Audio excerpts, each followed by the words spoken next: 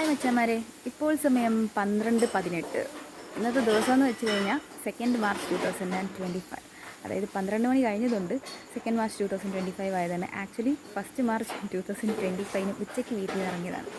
ഏതായാലും രാത്രി കർണശപഥം എന്ന് പറഞ്ഞ കഥകളി പടനായർകുളങ്ങര അമ്പലത്തിൽ നിന്ന് കണ്ടിട്ട് വന്നപ്പോൾ തോന്നിയ ഒരു കർണൻ്റെ കുറച്ച് സ്റ്റോറീസ് പറയാം എന്ന് തോന്നിയപ്പം ഇടുന്ന വ്ലോഗാണിത്.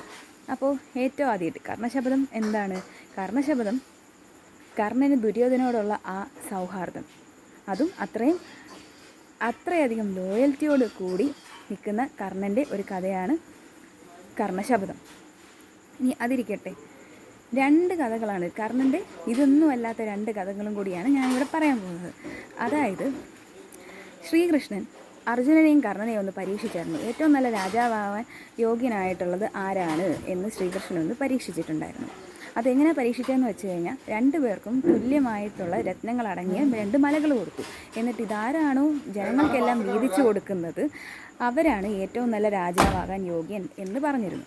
അപ്പോൾ അർജുനൻ ഓരോ കൊട്ടകളായിട്ട് പ്രജകൾക്കെല്ലാം വീതിച്ചു കൊടുക്കുന്ന ആ ഒരു രീതി ചെയ്ത് വന്നുകൊണ്ടിരിക്കുകയായിരുന്നു. എന്നിട്ടും ആ മല തീരുന്നില്ല.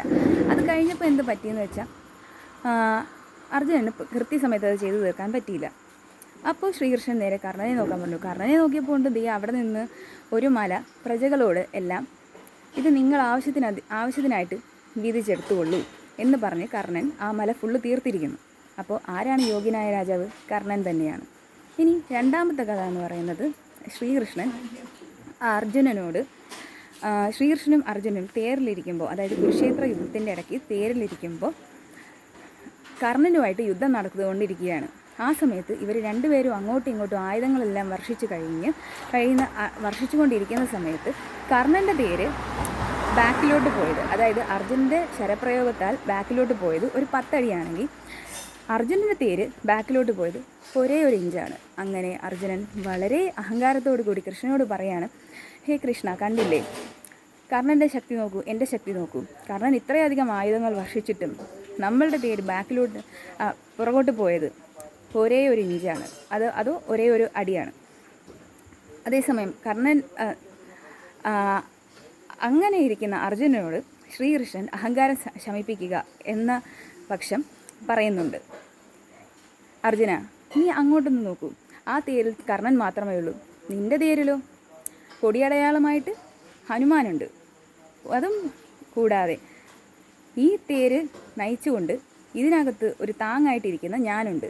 എന്നിട്ടും കർണന് നിൻ്റെ തേര് 1 ഇഞ്ച് ബാക്കിലോട്ട് വിടാൻ പറ്റിയെങ്കിൽ കർണൻ്റെ ശക്തി നീ ഒന്ന് ആലോചിച്ച് നോക്കൂ. അങ്ങനെ അവിടെയും കർണൻ്റെ മഹത്വമാണ് നമ്മൾ അറിയുന്നത്. ഇനി ഇതെല്ലാം പോയിട്ട് കുന്തി തൻ്റെ പുത്രനാണ് കർണൻ എന്ന സത്യാവസ്ഥ കർണനെ മനസ്സിലാക്കിക്കുമ്പോൾ കർണന് തോന്നുന്ന വികാരങ്ങളല്ല എങ്ങനെയാണ് അത്രയധികം ക്ഷമയോടുകൂടി ഒരാൾ എടുക്കുന്നത്. അതിൻ്റെ ഒരു വളരെ വലിയ ഉദാഹരണമാണ് കർണൻ.